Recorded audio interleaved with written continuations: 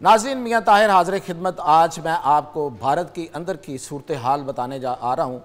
वो ये है कि भारत बहुत ज़्यादा तकसीम है, जिसको महाभारत पता नहीं क्या बहुत बड़ा भारत और बड़ी ताकत जिसको कहा जाता है, जिसकी बिना पे मोदी और इस तरह के जो इंतहाब पसंद हिंदू हैं वो पूरी दुनिया में ललकरे मारते नज़र आते हैं। और ख़ास तौर पे मुसलमानों और जिस मुल्क के अंदर बाकी जो अक़लियतें हैं उनका जीना हराम किया हुआ है, उस भारत की क्या हालात हैं, वो अंदर से कितना तकसीम है, वो कितना अंदर से जुड़ा हुआ है और कितना वो टूटा हुआ है, और क्या उसकी सूरत हाल बन जाएगी, इस पे बात करते हैं।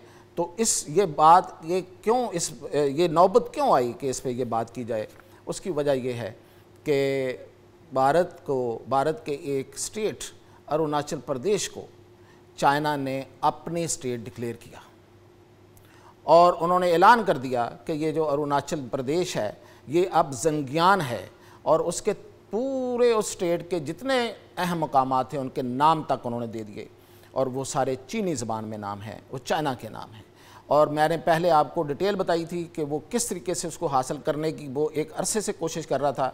चाइना ने उसके साथ साथ अपने लोग बसा के रखे हुए थे और वो उसको अपना एक कल्चर करार दे दिया हुआ है, लोगों के कल्चर को वो अपने साथ जो है वो जोड़े हुए हैं।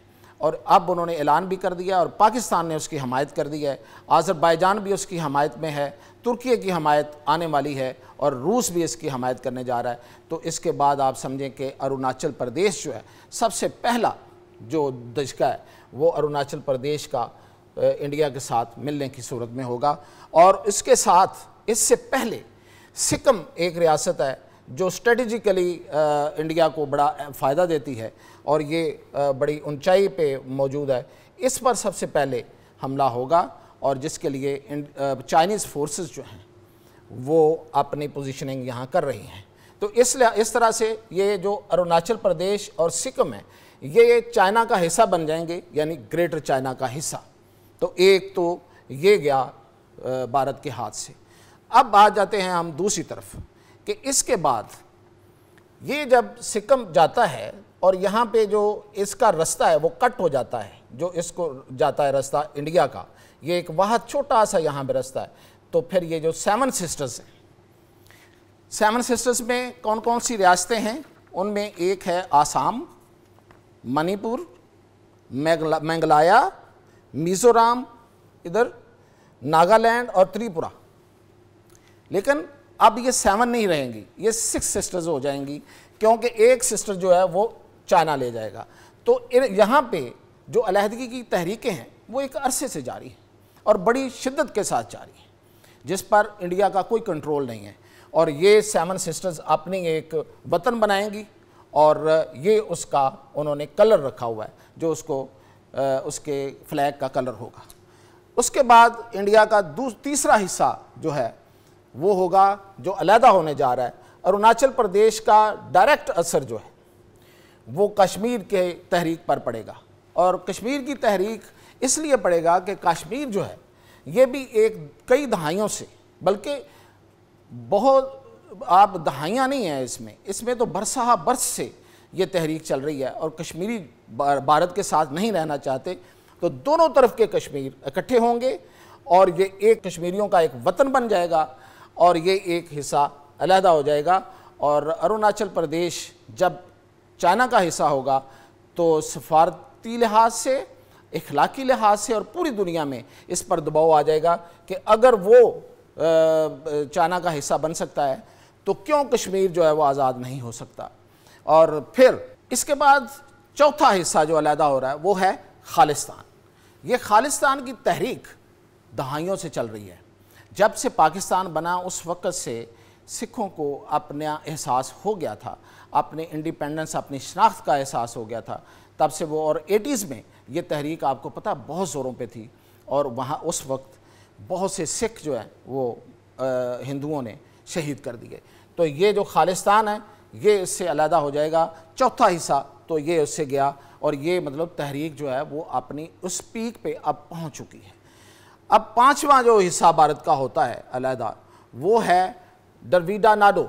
द्रविड़ा नाडो एक ऐसा इलाका है जिसमें तमिलनाडु है और उसमें तेलंगाना है रियासत, केरला है, कर्नाटका है और आंध्र प्रदेश है। ये जो जितनी रियासतें हैं इनमें बेसिकली तमिलनाडुज की अक्सरियत है और ये निचली ज़ात के हिंदू हैं जिनको ब्राह्मण जो हैं वो हमेशा नीचे लगा के रखते हैं। तो इस लिहाज से वहाँ पे ये तहरीक जो है ये आप कहें, आप समझें कि ये भी बरसों बरस पुरानी है।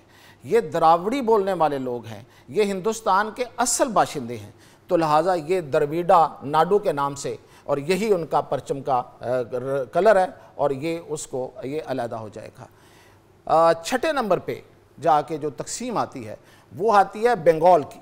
बंगाल याद रखिए, जब बांग्लादेश पाकिस्तान के साथ मिला था ईस्ट पाकिस्तान के तौर पे, तो उस वक्त दरअसल बंगाल की तकसीम हुई थी।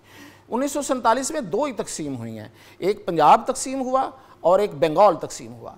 जब वो बंगाल तकसीम हुआ तब से ये तहरीक जारी है और वहाँ पे स्वदेशी मूवमेंट के नाम से एक तहरीक चल रही है। और बंगाली ज़बान के नाम पे आपको याद होगा एक बड़ी शख्सियत इनकी रहनुमा रही है, वो थे AK फजलुल हक, जिन्होंने पाकिस्तान तहरीक पाकिस्तान भी पेश की थी। तो ये ग्रेटर बंगाल होगा, यानी कि इस वक्त जो बंगाल इंडिया में है और जो बांग्लादेश है ये आपस में मिलेंगे और वहाँ पे जो तहरीक चल रही है वो अपनी ज़ाहिर है कि कामयाबी के लिए चल रही है, तो वो इसके साथ मिलकर ये ग्रेटर बंगाल बन जाएगा।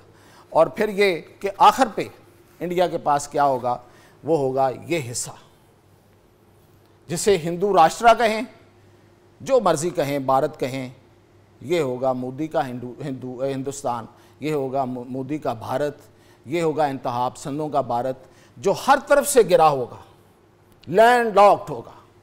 तो ये रह जाता है इंडिया के पास आ जाके, तो अवाम के हाथों इनका तकब्बर और गुरूर खाक हो जाएगा और हम देखेंगे जब तख्त गिराए जाएंगे, जब ताज उछाले जाएंगे, ये वो अवाम होंगे और ये अपना हक लेंगे।